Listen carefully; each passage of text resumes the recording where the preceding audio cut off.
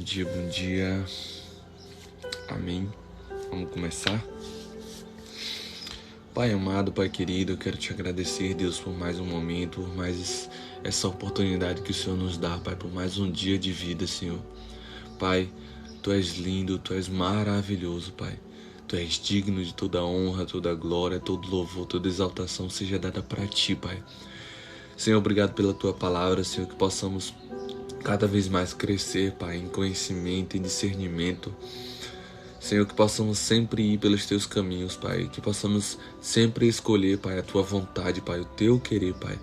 Em nome de Jesus, Pai, que possamos estar dentro do Teu propósito, Pai. Dentro daquilo que o Senhor tem para as nossas vidas, Pai. Em nome de Jesus. Amém. Amém. Deixa eu compartilhar aqui essa live.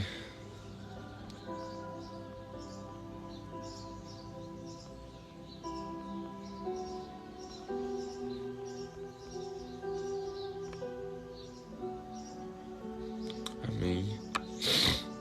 Aleluia. Senhor.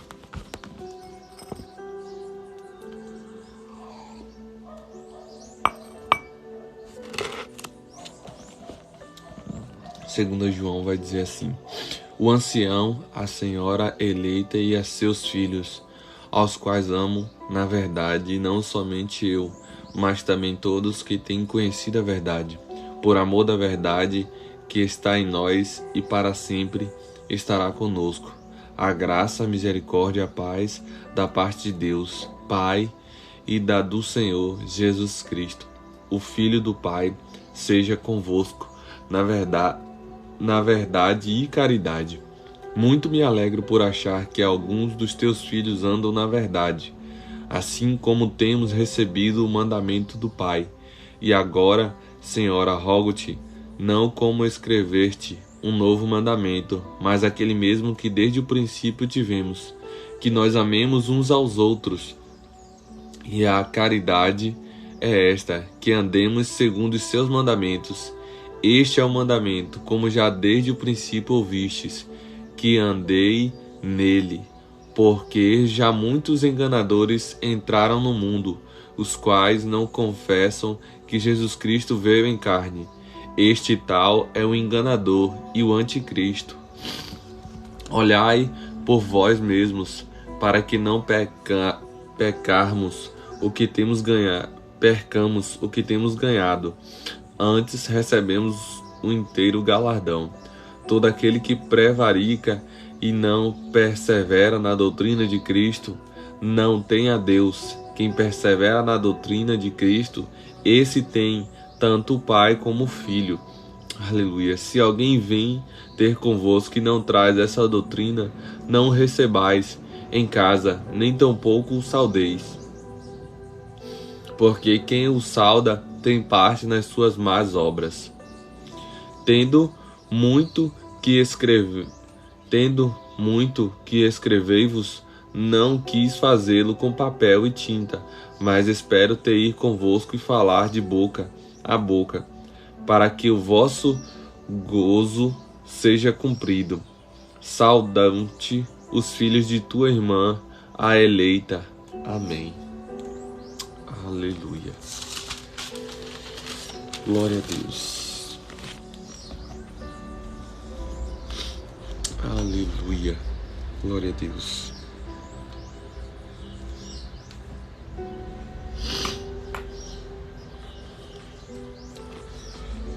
Vamos para Esdra. Esdra, capítulo 5 e 6. Vai dizer assim a palavra do Senhor. E Ageu, profeta, e Zacarias, filho de Idó, profeta, profetizaram aos judeus que estavam em Judá e em Jerusalém, em nome do Deus de Israel, lhes profetizaram.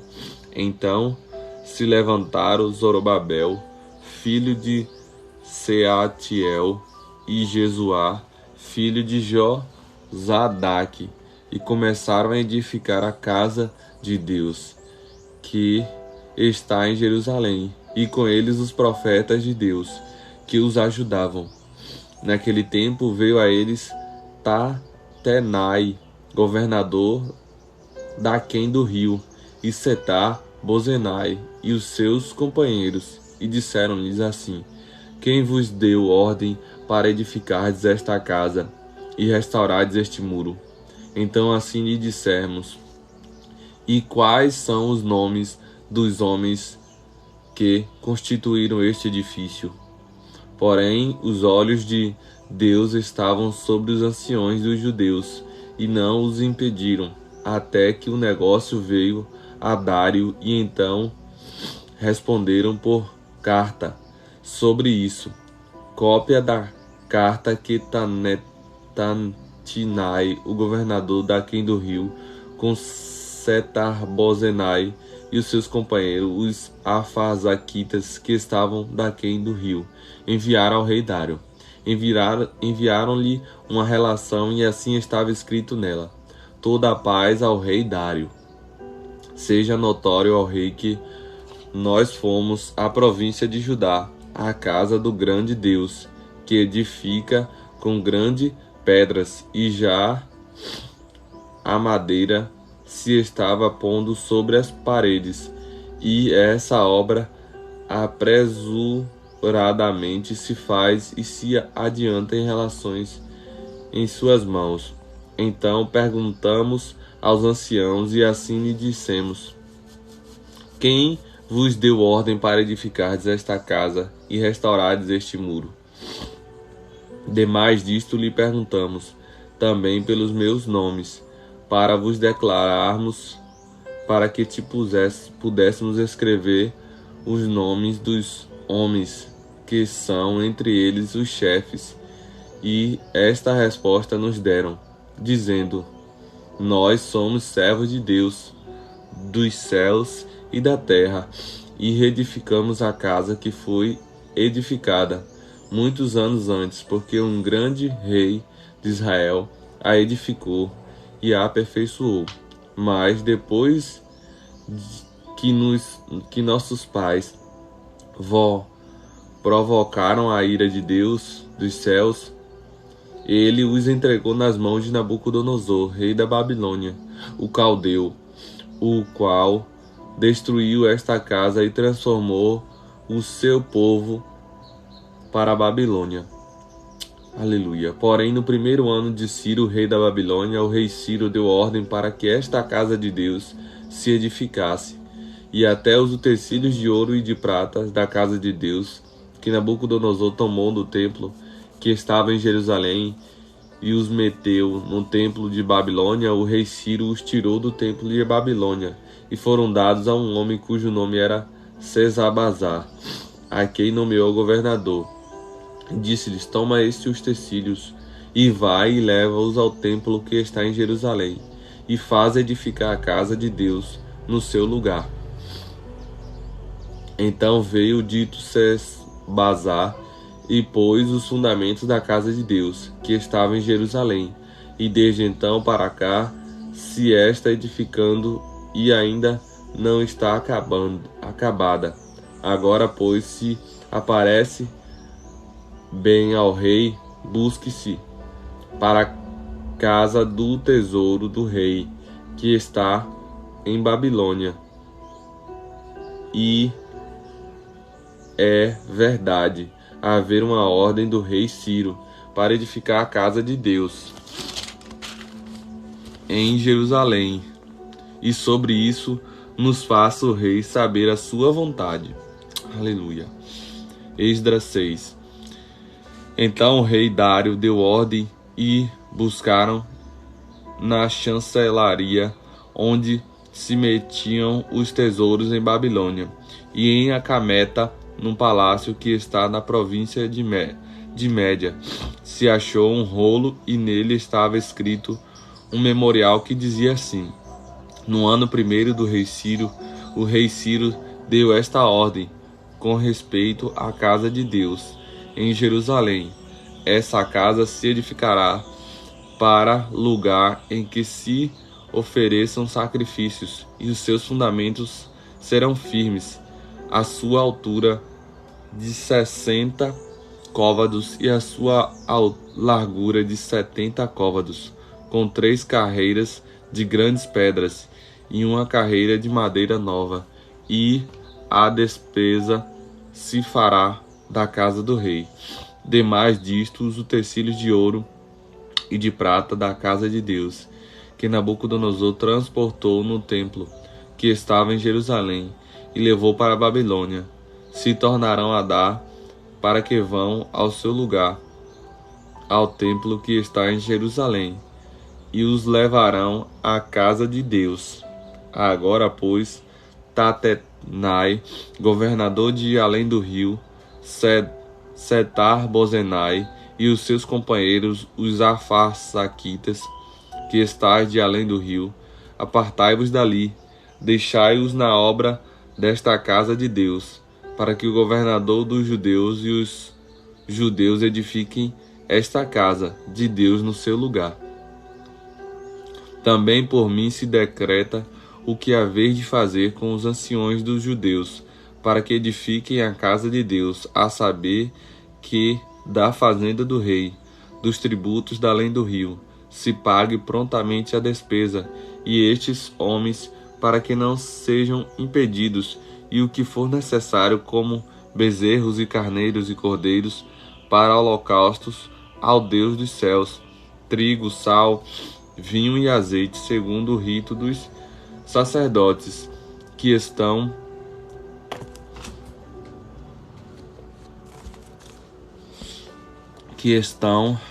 em Jerusalém, deles de dia em dia, para que não haja falta, para que ofereçam sacrifícios de cheiro suave ao Deus dos céus. Também por mim se decreta que todo homem que mudar este decreto, um madeiro se arrancará da sua casa, e levantando-o pendurarão nele, e da sua casa se fará por si um monturo.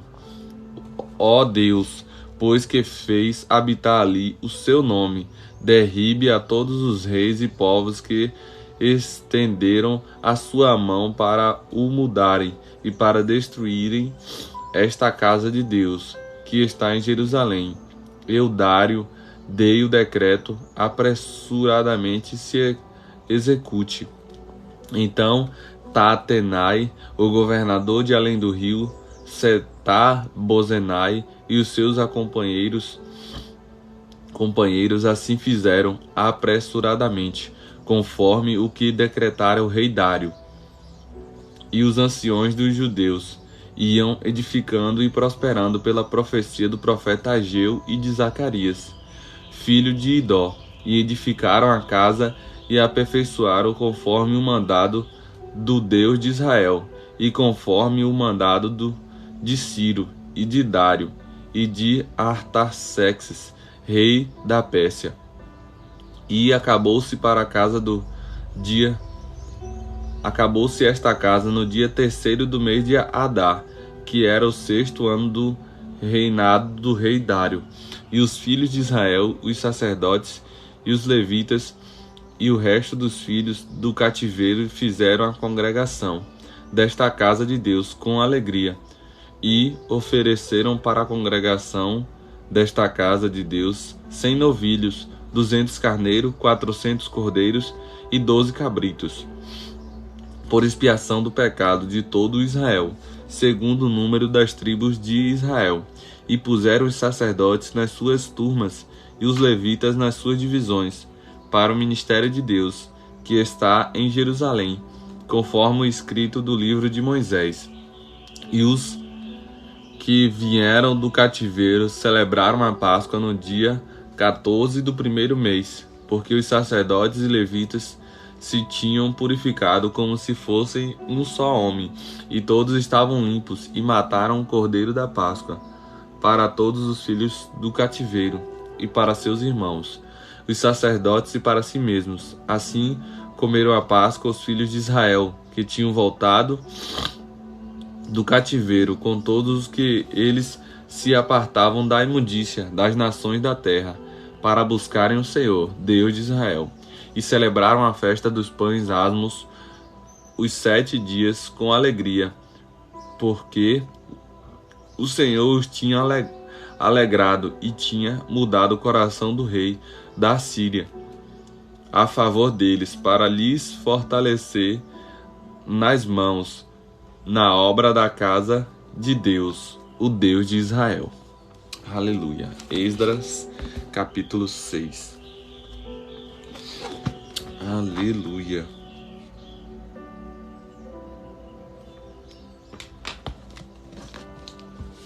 Glória a Deus.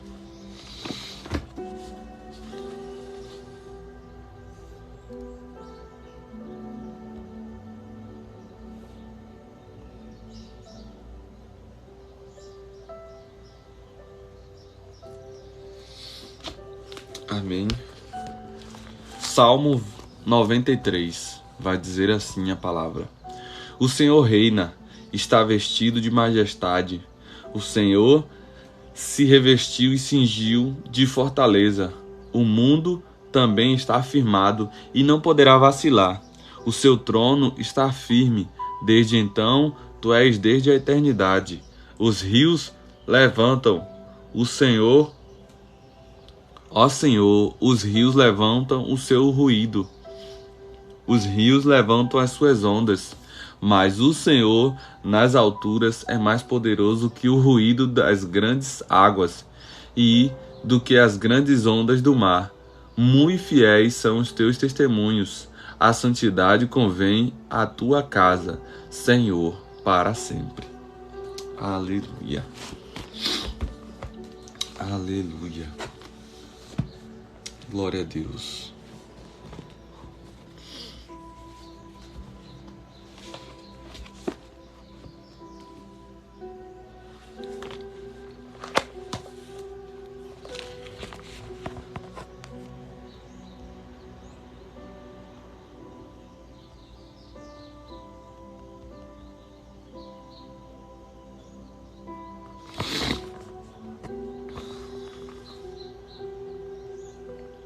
Amém. Provérbios capítulo 28 vai dizer assim: O ímpio foge, embora ninguém o persiga, mas os justos são corajosos como o leão. Os pecados de uma nação fazem mudar sempre os seus governantes, mas a ordem se mantém com um líder sábio e sensato. O pobre se torna poderoso e oprime os pobres. É como a tempestade súbita que destrói toda a plantação. Os que abandonam a lei elogiam os ímpios, mas os que obedecem à lei lutam contra eles. Os homens maus não entendem a justiça, mas os que buscam o Senhor a entendem plenamente. Melhor é o pobre íntegro em sua conduta do que o rico perverso em seus caminhos. Quem obedece à lei é filho sábio, mas o companheiro dos glutões envergonha o pai. Quem aumenta sua riqueza com juros exorbitantes ajunta para algum outro, que será bondoso com os pobres. Se alguém se recusa a ouvir a lei, até as suas orações serão detestáveis. Quem leva o homem direito pelo mau caminho, cairá ele mesmo na armadilha que preparou. Mas o que não se deixa corromper terá boa recompensa. O rico pode até julgar-se sábio, mas os pobres têm discernimento, o conhece a fundo. Quando os justos triunfam, a prosperidade geral, mas quando os ímpios sobem ao poder, os homens tratam de esconder-se. Quem esconde os seus pecados não prospera, mas quem os confessa e os abandona encontra misericórdia. Aleluia. Como é feliz um homem constante no temor do Senhor, mas quem endurece o seu coração cairá em desgraça. Como um leão que ruge, ou um urso feroz, é o ímpio que governa um povo necessitado. Governante sem discernimento aumenta as opressões, mas os que odeiam um ganho desonesto prolongarão seu governo. O assassino atormentado pela culpa será fugitivo até a morte, que ninguém o proteja. Quem procede com integridade viverá seguro, mas quem procede com perversidade de repente cairá. Quem lavra a sua terra terá comida com fartura, mas quem persegue fantasias se fartará de miséria. O fiel será ricamente abençoado, mas quem tenta enriquecer-se depressa, não ficará sem castigo. Agir com parcialidade não é bom, pois até por um pedaço de pão o homem se dispõe a fazer o mal. O invejoso é ávido por riquezas e não percebe que a pobreza o aguarda. Quem repreende o próximo obterá por fim mais favor do que aquele que só sabe bajular. Quem rouba seu pai ou sua mãe e diz não é errado, é amigo de quem destrói. O ganancioso provoca brigas, mas quem confia no Senhor prospera. Quem confia em si mesmo é insensato, mas quem anda segundo a sabedoria não corre perigo. Quem dá aos pobres não passará necessidade, mas quem fecha os olhos para vê-los sofrerá muitas maldições. Quando os ímpios sobem ao poder, o povo se esconde, mas quando eles sucumbem, os justos florescem. Aleluia. Glória a Deus. Aleluia. Amém.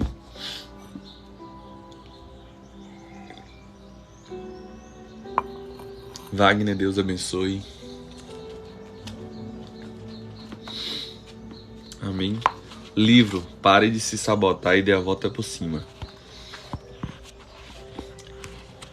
Ninguém entende. Parece que são burros. A mensagem foi dada em alto e bom som. Pan era crítica e rude, e havia algum tempo vinha tendo atritos com o grupo. Agora estava dando um passo além, humilhando todos na presença do chefe. A atitude crítica de Pan era lendária. As reuniões com ela se transformavam em eventos repletos de tensão e acusações. Toda a ideologia da empresa estava sendo afetada por esse comportamento, e vários entre os melhores funcionários estavam se demitindo, pois não aguentavam aquele ambiente hostil. Alguns buscavam maneiras de serem transferidos para outro departamento. O clima era de medo e ansiedade, e todos viviam à espera do próximo ataque de Pan. Horas depois, o chefe me pediu que conversasse com ela. Após nós sentarmos um de frente para o outro, eu lhe perguntei, sem rodeios, isso dá algum resultado? Ela ficou meio confusa. Está se referindo a estarmos aqui ou à reunião? Bem, eu estava pensando na reunião, respondi. Ela ficou na defensiva, começou a relatar os problemas que vinham ocorrendo havia algum tempo, os quais ela sabia que não seria resolvido, e criticou os demais. Não estavam tão empenhados quanto ela. Além do mais, eles nem sabem de tudo o que eu sei e sobre a situação. O monólogo de Pan estava repleto de rancor. Estava claro que ela havia extrapolado. Pan criticara os outros durante anos e já tinha desistido de tentar ser sutil. Seria o fim de sua carreira nessa empresa, a menos que ela conseguisse reverter a situação e provar sua utilidade. Infelizmente, em sua cabeça, ela estava contribuindo com sua visão perspicaz, mostrando tudo que não estava certo. Na realidade, ela criticava os outros de forma exagerada e muitas vezes abusiva. Em sua opinião, ninguém ali trabalhava tão bem quanto ela. Ela era incansável. Seu poder de crítica abrangia a empresa inteira. Ela apontava as deficiências do presidente da mesma forma que enumerava as do porteiro. Cada estratégia apresentada tinha defeitos que só ela via. Mas sua vida pessoal era ainda mais reveladora. Ela se divorciara e seu único filho havia se afastado dela. Não cultivava as amizades, pois a carreira a mantinha ocupada demais, e ainda assim estava prestes a perder o emprego ao qual tanto se dedicava. Alguns dias depois, Pan foi convidada a se demitir. Quanta gente você conhece que age assim? Essas pessoas negativas acreditam que a função delas é apontar todas as falhas de uma ideia ou de um projeto, ou pior, daqueles que trabalham nele. Não há virtude alguma em achar defeitos no trabalho ou nas contribuições dos demais. Contudo, é uma virtude saber encontrar nos outros oportunidades para que cresçam e se aperfeiçoem, ajudando uns a se superarem todos os dias. As empresas se perguntam o que fazer com os funcionários que carregam uma bagagem repleta de problemas mal resolvidos no passado e que constantemente se manifestam no presente. Vale a pena manter uma pessoa que é competente, mas gera atrito com os outros funcionários? Será que abrimos uma exceção para esse comportamento inadequado, visando nos beneficiar de suas aptidões? Talvez sim a curto prazo, mas não por muito tempo. Se um funcionário que tem mau comportamento se recusa a corrigir um problema, é apenas uma questão de tempo, até que suas contribuições sejam ofuscadas por suas limitações. É nessa hora que os chefes são demitidos pelos diretores, ou que seus subordinados começam a procurar ambientes mais saudáveis. Quando eu estava na faculdade, trabalhei para um homem que tinha essas mesmas limitações. Nas férias de verão, consegui um emprego em uma equipe de pesquisa de opinião.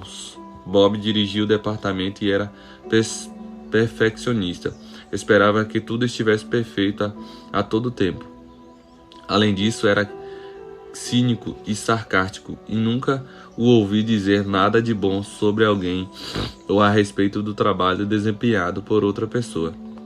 Um de seus ex-funcionários, que havia caído para prestar serviço militar, estava retornando. Bob vinha falando havia semanas sobre seus assistentes preferidos, Billy, e eu estava curioso para conhecê-lo lá, já que nunca tinha visto Bob satisfeito com ninguém. Ele deve fazer milagres, pensei. Uma semana depois, Billy chegou e voltou para a equipe, trabalhando durante vários dias, até que algo aconteceu. Nós três estávamos na van de Bob quando esse se irritou com Billy, desfiando uma longa lista de reclamações. Bob insistia em que o exercício estragara Billy, que este não sabia mais trabalhar, de que se importava com a qualidade, não com o cumprimento de funções, e etc. Quando Bob saiu da van para buscar alguma coisa, Billy me olhou e disse: no passado tentei aturar as críticas do Bob. Achei que conseguiria, porque preciso do emprego, mas não aguento mais, estou fora. Então saiu da van na qual acabávamos de chegar para trabalhar. Caminhou até a calçada, fez sinal para pedir carona e voltou para casa, a 65 quilômetros dali. Não é fácil suportar pessoas assim críticas, pessoas que só fazem nos criticar, só fazem nos apontar, né? Muitas vezes temos que passar por muitas coisas e não é fácil, mas Deus nos dá sabedoria, nos dá discernimento para passar por todas essas situações. Amém? Final da tempestade, livro. Vira e mexe, faço esse check-up comigo mesmo. Eu sei quais são as minhas dificuldades, minhas incertezas e o que eu preciso melhorar. E isso é necessário, pois mesmo tendo o Espírito Santo em nós e nosso espírito estando saudável, ainda somos feitos de carne e osso. E por essa razão sempre precisaremos estar engajados num processo de santificação. Vigiai e orai, para que não entreis em tentação. Na verdade, o espírito está pronto, mas a carne é fraca. Mateus 26:41. Na verdade, disso depende a nossa vida. Estamos atentos o tempo inteiro, vigiando, orando, santificando-nos, entregando a Deus e nos posicionando em relação às nossas condições adversas. É a diferença entre o que nos fará cumprir o que Ele tem para nós ou sermos destruídos ao longo da jornada, caindo em tentação e sucumbindo ao pecado. Então, por pior que fosse em sucumbindo ao pecado, por pior que fosse em todo o meu tempo de caminhada, não encontrei solução melhor para isso do que colocar minhas fraquezas na luz. Isso significa expô-las sem medo e deixar de fingir que elas não existem. Isso significa que, além de confessarmos nossas fragilidades ao Senhor, devemos também ter pessoas leais com quem possamos contar em momentos assim.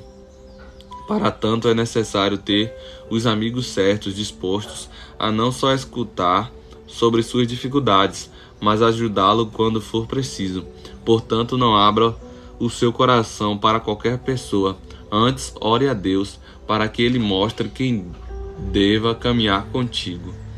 Escolha um círculo de amigos maduros na fé e emocionalmente, que sejam sérios, leais e verdadeiros, com quem você tenha liberdade para compartilhar suas fraquezas, pedir cobertura e oração, e se exponha onde existe luz. O pecado não vai conseguir chegar. Aleluia. Além do mais, se você tem batalhado com o pecado e precisa de ajuda para se proteger, escolha contar para seu cônjuge e filhos. Dê passos práticos e eficientes para trazer luz ao que estava escondido. Assim, mesmo que você queira vacilar, será muito mais difícil, pois sempre haverá alguém observando você e o ajudando a permanecer firme.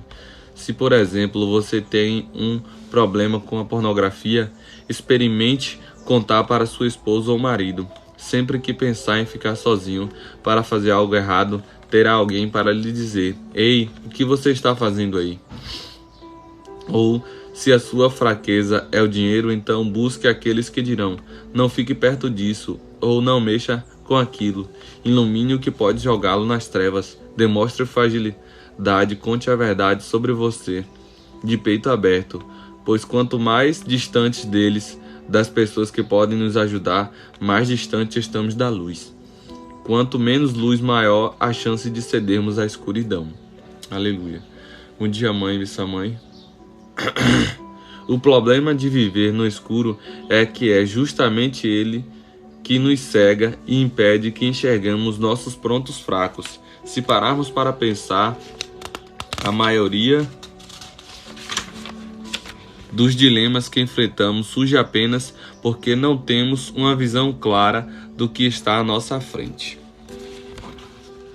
Aleluia. Aleluia. Glória a Deus. Santo, santo, santo é o Senhor. Aleluia.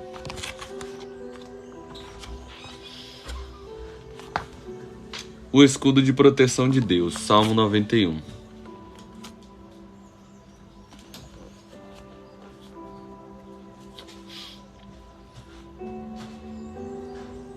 E os externos.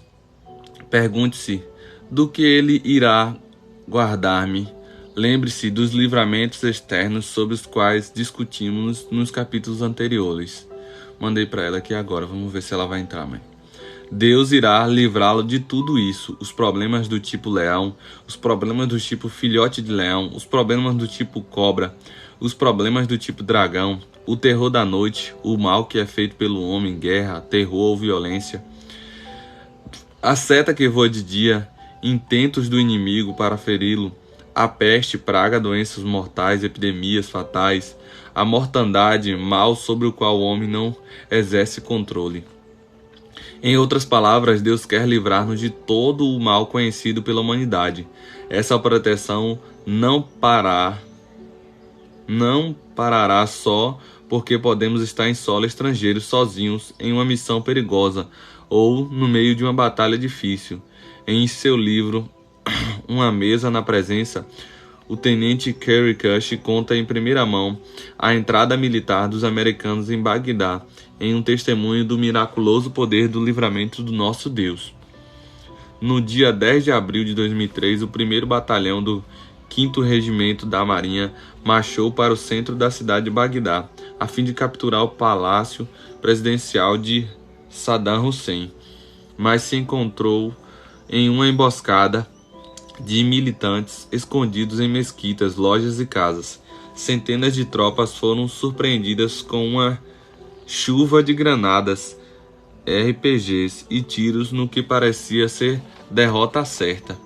Porém, os relatos narram uma história diferente.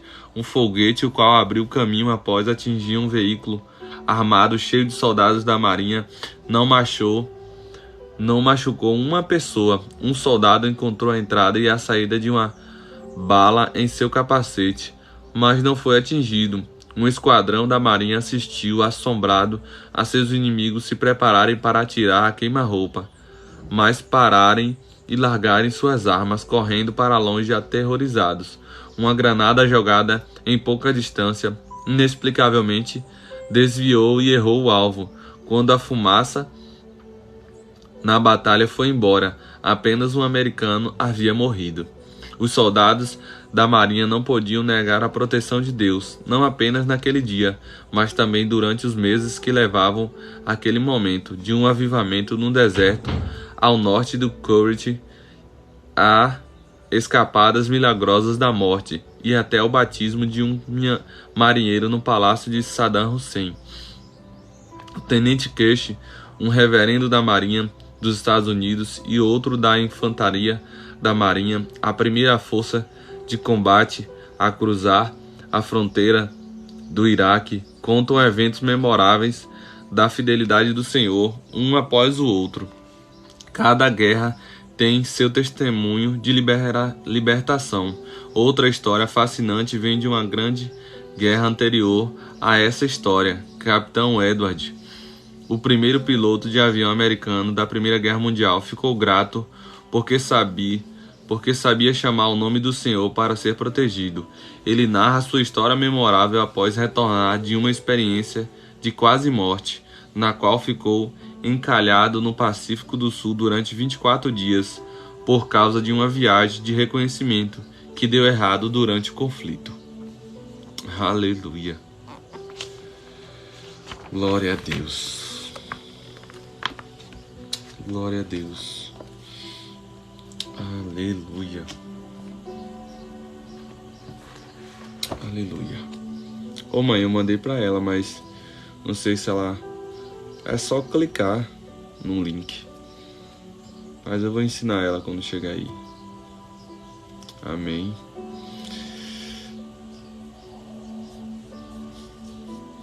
Aleluia.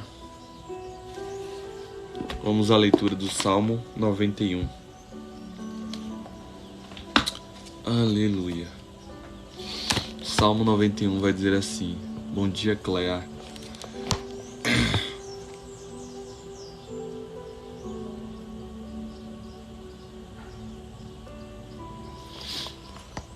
Vai dizer assim: Aquele que habita no abrigo do Altíssimo e descansa à sombra do Todo-Poderoso, pode dizer ao Senhor: Tu és o meu refúgio, a minha fortaleza, o meu Deus em quem confio.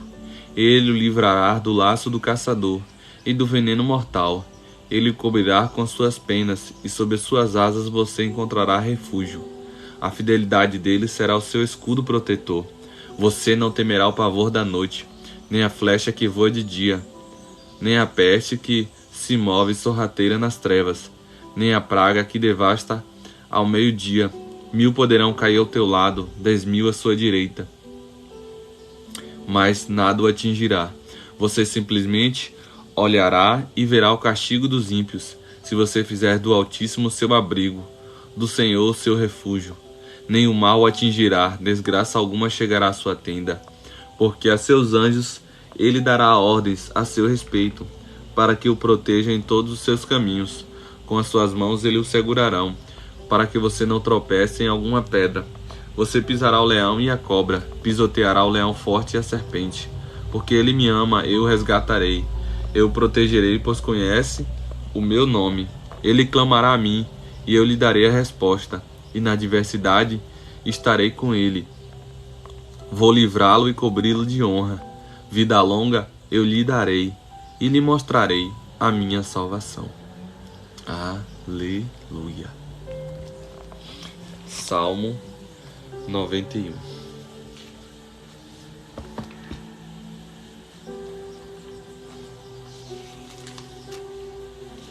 Amém.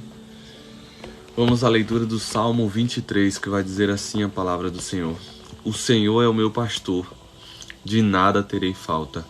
Em verdes pastagens me faz repousar, e me conduz às águas tranquilas. Restaura-me o vigor, guia-me nas veredas da justiça, por amor do seu nome.